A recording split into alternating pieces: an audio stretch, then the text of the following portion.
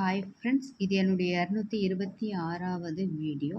இந்த வீடியோ எதுக்காகன்னு பார்த்தீங்கன்னா, நாளைக்கு திருக்கார்த்திகை தீபம். உங்கள் வீட்டில் குத்து விளக்கு இருக்கா? அப்போ இந்த மாதிரி குத்து விளக்கு டெக்கரேஷன் பண்ணி நீங்கள் விளக்கு ஏற்றுங்க. எப்போவுமே வருஷம் கார்த்திகை தீபத்தன்னைக்கு எங்கள் வீட்டில் குத்து விளக்கு வெறுமனே ஏற்று பழக்கம் கிடையாது. இந்த மாதிரி அம்மனாக நான் பாவித்து ஏற்றுறது தான் எனக்கு பிடிக்கும். அலைமுக கலைமகளாக நான் நினைக்கிறேன்.